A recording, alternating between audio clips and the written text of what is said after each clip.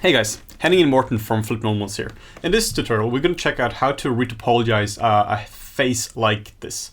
This is going to be a fairly standard creature, and we're just going to show some general ways of just going about this. So there's definitely parallels to a human face, like definitely eyes, nose, mouth. Yeah, it has features of that. So I recommend that you check our previous video on retopology, because we won't really be covering the tools in this one. We assume that you already know how to use Maya for retopology. Yeah, so this is more just a general workflow of what would it actually look like to retopologize. Yeah. So the first thing we got to do, we got to select our geometry, and we got to turn this into a live surface. Then we use the quadro tool. Again, if you have issues with these tools, just refer to our last video on this. So when retopology, the biggest issue I see is that people start doing this. They start going into too much detail, and they just start going crazy with this to the point that they have thousands of polys before they've even connected and loops up. Just imagine the size of those faces right now, everywhere on the face. Yeah. That's going to take a long time to map out. Yeah. So terrible way of doing it is to start this broad, or to start this small. So the way I prefer to do it is to start big. Start blocking out some points here. And this is just so that you can block out the loops. This doesn't have to be perfect, just so that you can have nice, clean, even geometry. So we can get started with that. It's so much easier to retopologize something if you have big, broad polys. So something like this is something I'd start with, this level here. And I'm just going to do this for most things. So this will be for the mouth. A really good sort of workflow when you're doing, you see what Henning is doing. He's focusing on one part of a section, moving on to the next part. This way you focus on the key landmarks, which in most cases is going to be like the nose and the mouth and the eyes. You do those sections first, and then it's a lot easier to just connect them afterwards. Yeah, exactly. Like you can see here currently, it doesn't adhere to the shape at all. But that's fine, because we can just add loops. So, we can always just keep adding loops to this. But if something is way too dense like this, it's incredibly hard to actually go in and move the points around, because you are just stuck in a very rigid topology now. So I use just a combination of adding points and just holding down the tab key and just dragging them out. Not worried about any details right now. So just big, broad shapes. This is the same thing we do in sculpting. You don't start by sculpting the eyes to be perfect.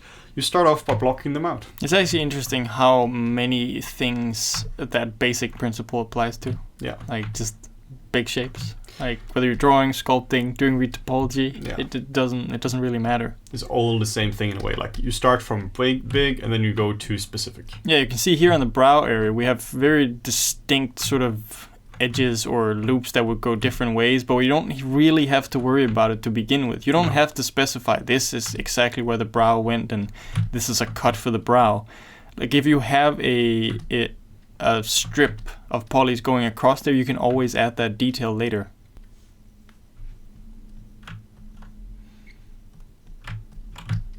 So again, big shapes. Straight up just blocking it out here.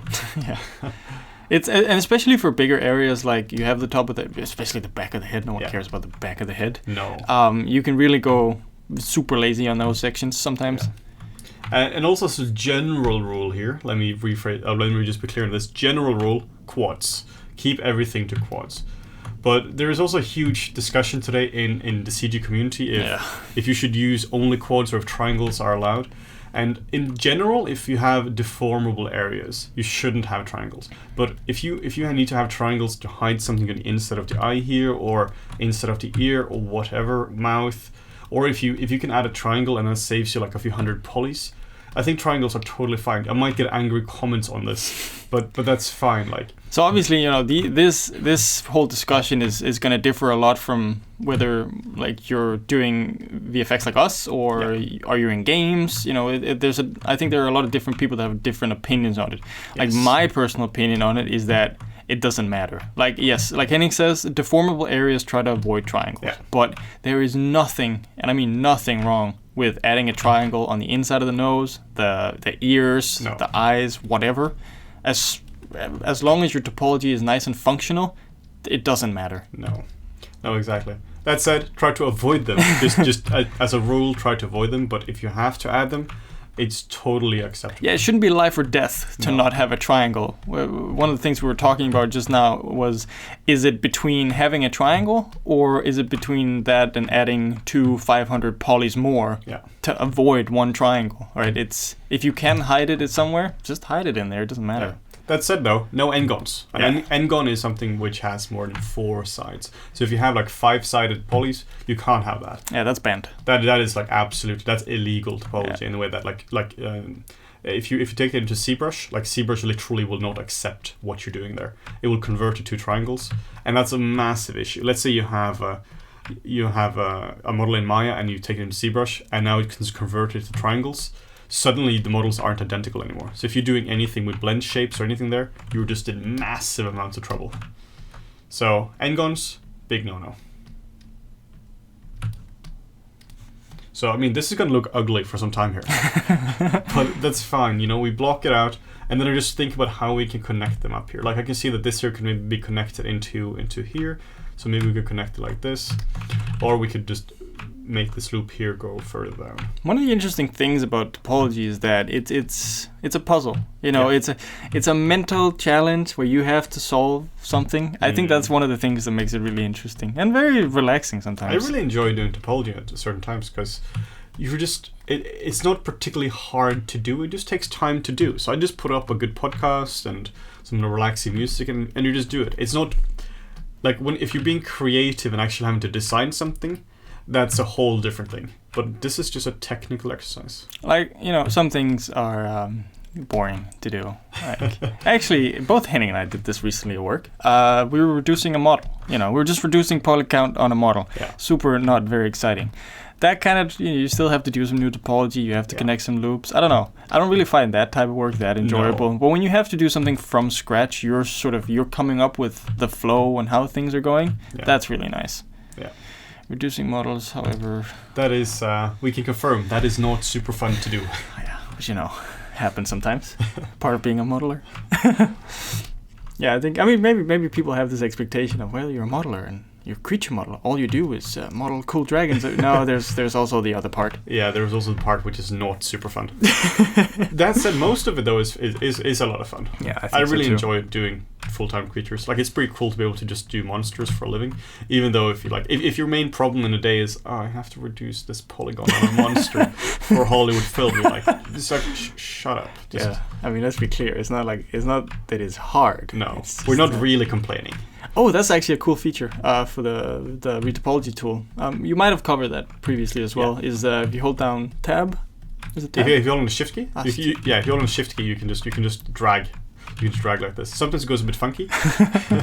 But if you have large strips of kind of not connected, where you just have the dots on there, you can sometimes, most of the time, you can draw out some. It works pretty well. As a general note here as well, like if I was doing this for production, I wouldn't model it like this. This guy here has a facial expression embedded into it. Yeah. And I did that because it looks cooler. But if you're actually doing this for production, you want it to be as neutral as you can be. You know, we're chasing those cool thumbnails. Yeah. So being able to model something in a pose or with an expression it's a lot better. Also, it's more interesting to look at, I think.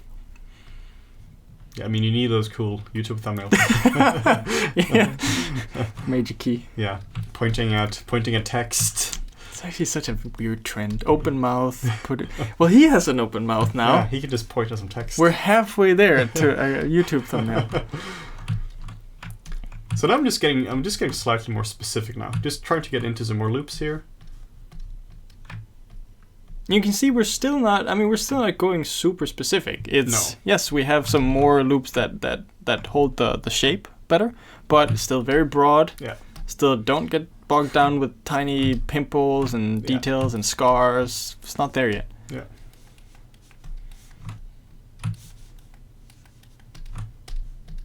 There was also a huge discussion today about like what should you do with manual topology like this, like doing by hand, and what should be done with automatic topology. And automatic topology, like something like Zero Measure and ZBrush, has got a lot better over the years, to the point that certain times, I might get hate mail for saying this, you can actually use it directly. I've used that not so much for characters, but I use it for a lot of different things. For a face like this, I would always do it by hand. Yeah. Just because you need the control here. But for a lot of things, you can actually get away with automatic topology. For instance, if you're doing an ear like this, ears can be really tricky to do. We're actually not going to do the ear for this video here, because then I'm just going to be spending like half an hour just doing an ear and trying to connect it up. We're just going to be doing the face. Here's a, as Henning would say, a pro tip for you out there. If you have certain parts like hands, feet, ears, things that are actually super complex, take the time to do one asset that has amazing topology for that exact part, and then use that topology for your models again. Yeah. So I have a base mesh that I use most of the time, and I spend a long time on the hands. I spend a long time on everything on the body, but I use all those parts in the models that I do. So I grab the hands from it, I put it on, like I wrap it to something else, just because I don't have time to redo the hand again and again. No. So if you can speed up your workflow like that, I would really recommend it. Yeah. Yeah. Exactly. We do a lot of that. Like at least in production, you have no time to remodel an ear or whatnot. You're just gonna be stealing an ear. Yeah, and most of the time, even if you are doing retopology, especially for humanoid characters, you will just use whatever standard model is at the company. Yeah. Like it's yeah. If you're doing something more specific, right? If you're doing you have a serpent-like thing with wings, or it's a dragon, or has 6 legs or something, then you probably do bespoke topology. Yeah. But most things in film are humans. Yeah. And what you can also notice here, since we started so big here, the topology is very nice and even. I see a lot of people who have to go in and smooth everything, like with the shift key here. Like this is a very useful tool. Like you can just hold on the shift key, and then you can just smooth it like this. And this is really useful just to get like a nice, more even topology. But if you lay down a really clean foundation initially, you don't really have to smooth it a lot. I mean, I'll still do it, of course, because it's still a useful tool. But the cleaner your base is, the cleaner it's going to be down the line. So that's why we start off broad, because then we don't have any issues with then we have to smooth stuff down. So now you can see the puzzle is just kind of coming together now, because we just laid out these big broad loops. Remember to save, because mine can be a bit crashy sometimes. I remember a interesting conversation we had with a person at one point. Actually, it's the whole talk about plane change and directional change on a model. You have to have directional changes. So you see where the sort of the mouth changes. It's kind of a circle area. Yeah. You might think you can get away with not having the stars, 5 edges connecting to one place, but you have to. And placement of these can vary. There's no set way where to have your direction changes. There are places that make more sense than others, where you have less deformation. So try to put them in places where you'll probably not have deformation, or maybe in a wrinkle or something like that. Yeah, exactly. Yeah, so just to show specifically what Martin is talking about here. These guys here, it's called stars. You can see that, or there were many names for them. And you can see it kind of goes into a point here. You want to be a bit careful where you place them. But, I mean, for now, this is not a massive concern. Yeah. You can always redirect loops, and so. Yeah, turns out that you can't have no stars. Yeah, and if someone tells you can, then they're lying. Yeah, then they are lying. Or they invented a new form of math. Well, I mean, I guess you could wrap a sphere to a head, but it wouldn't look very good. Yeah, you can't have good topology without that. There you go. So again, just adding loops into this. Just now we can start just uprightsing the topology a little bit. Just making sure it fits. And there's also, I think, there might be a lot of questions in regards to, so what's the poly count I should go for? I remember I had a lot of those questions in the beginning, like how high poly should I go? And the answer is as high as you need to. Yeah. It's, resolution in games is getting higher and higher, which is cool. Resolution in VFX doesn't really matter. We go a bit crazy there sometimes. It turns out we have a lot of computing power. So obviously there are things like assets specifically for animation, so they can work with them, but then you'll get a brief of how many polygons you can have in your model. Yeah. I'm sure though when you're saying that topology count doesn't matter, we have a lot of lighters just crying right now. Let them cry. Well, let me put it this way: you need as much topology as you need. Yeah. That's how modeling works. Yeah. Sorry, lighters. I'm just gonna have to deal with that. You just have to deal with our shitty models. So I'm just trying to like find a way to just connect everything up now. And I find Maya to be a perfectly adequate tool for retopology. I personally prefer Modo, just because it's different. It's a personal preference. It's not like a huge reason for Modo or Maya. You've just been using Modo for a long time. Just been using it for a long time, yeah. Maya is a perfectly adequate tool for Some this. might even call it a good retopology tool nowadays. Yeah, And some they might. would not be lying now. They would be before. They would be, yeah. If somebody told me like 4 years ago, you would be like, what? Before they implemented the next tools or the modeling toolkit, there was a pain. Yeah, you can really do that. Before we had the Quadro tool, and even before like 2018 actually, because right now you can actually see what you're doing. Because you see the new sexy blue shader here. I'm amazed it took them this long. Yeah. To create a proper shader. Yeah, you can actually see what you're doing. That shouldn't be so hard. Before the shader would go through the model. Yeah, and that would be a real nightmare. Yeah. It's also a bit hard to talk and do this, so apologize for being a bit distant. Morten will do all the talking and entertain you guys. Oh no. Casually while I'm looking at my laptop, not paying attention to what's happening. Yeah, so here you can see Henning in the wild. He's preparing. Oh, we should have like a David Attenborough voice, like narrating retopology. Do you think that would get more views? Yeah, like it that? would definitely get more views. Because then you can use clickbaity titles. David Attenborough, observing modelers in the wild. Oh, we're so close now there. Oh, we're so close. Ah, can I do this? And as you do this more and more, you start to see patterns Yeah. in like stuff. Like it's just very natural that would terminate, the loops would terminate like that. Yeah. Sometimes it can be a bit tricky to get a proper overview, but as you do it more and more, like anything, it just becomes easier and easier. Yeah. Particularly if you have a strong starting point like this, like we're talking about a lot of times now. Start off broad, because then the puzzle is just connect them up. Then it just becomes an easy puzzle, because then you already solved the main puzzle in early on. Yeah. Another cool thing you saw Henning use there, again, I think we talked about it before, but it's the soft selection brush. Yeah. Soft selection with the Quadro, you can sort of smooth out a lot of areas or move the areas without having to move every single vertex one at a time. Yeah, very handy tool.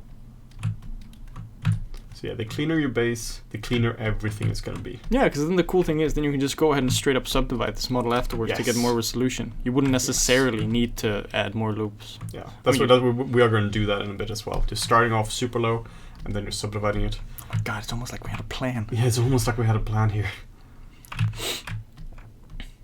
Yeah, so you don't want to add a triangle there. That's Yeah, sometimes you just gotta fiddle around with some things as well, just to see what actually works. Now that's the thing, when you sort of connect the puzzle from two different pieces, then obviously, unless you've somehow hit the magic number, you're probably not going to end up with the same number of loops. Yeah. It just rarely happens. Yeah. But then just add some more. Yeah. Like here, I just added some more loops, and you can see it's a bit dense here now. But we're gonna use a little cheat. Ta-da! Such a nice tool. Such a nice tool. If you hold down Shift on the edges, you're going to smooth out only edges. If you hold down Shift and you smooth on the internal parts, you're only going to see the internal parts. Yeah, that was new to us. Yeah, we didn't learn that until a few weeks ago. Thanks, Maya. Thanks. Yeah, if you want to learn more about the tools here, you can go to just all the way to right here, and then you can go to Quadro, and you can see all the hotkeys. There are many.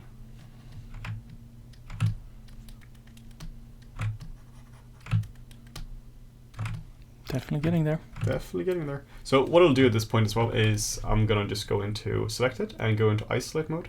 And I just want to make sure all the center verts are centered. Because right now they aren't. And that's a bit nasty. So just select all the verts, all the center verts. Just double check it, that they're all selected. Oh. And then we just go up here and we just set the number 0. This is just gonna put them to the center. So now we just know for a fact that they are exactly in the center. So now we can go out of isolate mode, and now we can just keep working on it. So we can just smooth this again now. This is just nice to do from time to time. Yeah. You'll have to do this again once you dupe it over and merge it all together. But it's just nice to see, because you can actually see that some parts, especially the top of the head, they were sort of moving way past the center line. So you don't want to fall into the trap where you've actually almost modeled something and then you realize, you have to push things now to the side to get it to fit. That's really annoying. So this is what I'm doing now. You could actually do an extrusion. I'm just doing it in a bit of a quick, dirty fashion. So what do you usually do when you retopologize? Personally, I watch Netflix or something. Yeah, I do the same thing. Yeah, just put on a good show. And it is a very cathartic. I think that's the word. Cathartic. Wait, it's very relaxing. Let's go with that. And you can do it once you've been we've also been doing this for years now. But you can do this this is a fairly quick process here. You don't have to spend days on this. This is fairly quick once you get into the flow of it. Yeah. Once you get comfortable with the tool, and you can see I'm using one tool for everything here. It's nothing fancy. It's one tool and just moving points around. What I'm also aware of here when I'm doing this, I'm always trying to have evenly spaced polys. You can see here this is not evenly spaced. I want it to be as square as you can go. I think the smoothing with soft select on is one of my favorite features of this tool. Yeah, it's really good. So you can just add loops and then you can just smooth it out. That being said, you don't have to have even topology, the same kind of even topology everywhere in the model. It's nice. You should definitely have even topology, but something like around the eyes would always be more dense than the top of the head, for example. You would have deformation around the eye. Exactly. So something like the nose. The nose is a very complex shape. The ears are a very complex shape, so they would be a lot denser than something like the front of the brow or whatever. Yeah. Don't just add topology, just add topology to it. As a general thing as well is I prefer to have the same amount of loops on the top of the lid as I do it on bottom. It just makes blinking a bit nicer. We don't necessarily have that here because this is just a quick, dirty tutorial. Yeah, it's not necessary. No.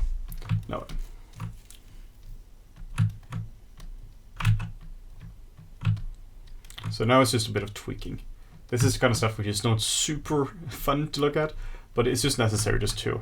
But in terms of the principles, most of the principles are going to be the same from here on out. I mean, they're going to be the same as they've been since a minute into the video, because it's just retopology. I think it's just nice for people to see, what is the actual process going, from start to finish. Yeah. If you're doing a full character here, exactly the same process. I saw one of the comments that we got earlier, but we might show this, I don't know. But someone asked how to retopologize fabrics, wrinkle fabrics, and I was thinking about it, and I think, the way I would probably go about it would probably be to use Z-remeasure, because especially wrinkle fabrics, I'm assuming when he's saying that it's not going to be something deformable or animation friendly. It's probably just topology wise. That's actually, I think, a good point, that maybe if you're just doing a piece where you just need some topology, you probably don't need to go in and actually do manual retopology. No. If you just need some topology for something, Z-remeasure can be a good friend. Yeah, it can be, and you save a lot of time doing that. Yeah. Just be aware of Z-remeshing's limitations and strength. Yeah. Don't use it for faces and stuff. It's gonna look fine, but it's not. So you're gonna be deceived. If you think that your topology is way better than this. Then you try to actually use it for something. Yeah. Don't present it as finished topology. No. Don't do that.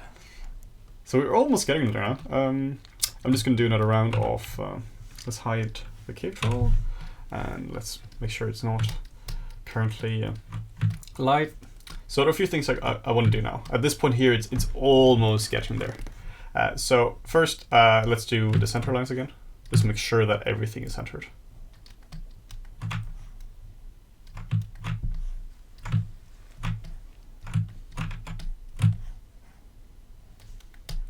And then we set 0 up here, and then it's centered. So what you can do, you can also just mirror it over. This is pretty handy. You just hit the mirror key, or the mirror functions, shift right mouse button and mirror, and now you can just evaluate how this looks being mirrored. This is a really handy way of just evaluating what's going on. But before that, we're going to just add a bit of like a bag in here for the eye. So this is one of the reasons I actually prefer to do my topology in Maya or Modo or something like that, and not Topogun or 3D Code, because here I have general modeling tools. So whenever I need to do something like this, I can straight up just extrude it up and and just do proper modeling to it. Yeah, because usually if you're stuck in a software that's specifically for retopology, you wouldn't be able to go off your surface. No, exactly. So what I'll do with this is what they tell you not to do. I'm gonna make tons of triangles. What you can do, you can delete every other triangle like this, and you can kind of see if maybe you can get them to quads. Turns out you can't do them for all of them. There's gonna be one guy here, which is gonna be a triangle. But it's better than nothing. But even if you left it as pure triangles, no one would ever know. No. Or care. Well, some people would care, Yeah. but it doesn't matter in there. No. Same with the nostrils as well. So for stuff like the nostril and all that, like I actually model it properly the way it is, like with a bit of like, what actually goes in here and not just as a solid object. Because subsurface scattering is going to go a bit crazy if you do it, if you model it as one shape. You get generally better shading if you do it like this. So extrude, and then we just merge it in like this. And I'll see if I can remove them. Seems like, yay, now we got all quads, so that's good. If you can't, it's fine, don't worry too much about it. Or maybe add another loop, if you have the, Yeah. if you can. If you can. So we can do the same for the mouth cavity. But I actually prefer to do the mouth cavity while it's been mirrored. So shift, right mouse button, and mirror. And just make sure the merge threshold is fairly low, because you might have errors that sometimes it merges it merges stuff like this, puts it in here. So that's annoying. Make sure it works in smooth mode. Hit the 3 key. That's actually the best way to preview it. Yeah. Just smooth it. So this is starting to look pretty good now. So I want to make the mouth cavity here. You can see I still have to do some tweaks to the actual shape or to the lips, because they're a bit rough right now. But I'll actually just model in some lips. Select the edge loops, just the border edges. And I'll just scale it in a little bit like this, and then just imagine what a mouth would look like. imagine what a mouth would look like on a not Lord of the Rings cover art project. Ogre. What you could do here, like while you're editing it like this, you can actually go into the new symmetry mode. That's a really cool feature, so you don't have to select on either side. Symmetry is working. It's actually all right. You can find symmetry just over here. Yeah. So let's just add a little mouse. But sometimes it messes up when you delete edges or you delete faces. Sometimes it'll break the symmetry, so just be mindful of that. So when doing the mouth bag here, is that what it's even called, a mouth bag? It's a mouth bag. I think it's called the inside of the mouth. It's called mouth bag. Okay, mouth bag it is. Like I try to model it the way it's modeled in real life. Obviously, this is a quick solution, quick and dirty, but you get better shading, and lighting is going to respond more accurately this way. So something down like this, and then we can do our little trick. Extrude, maybe move it a little bit. And then we can extrude her again, and extrude again, and merge. Hey!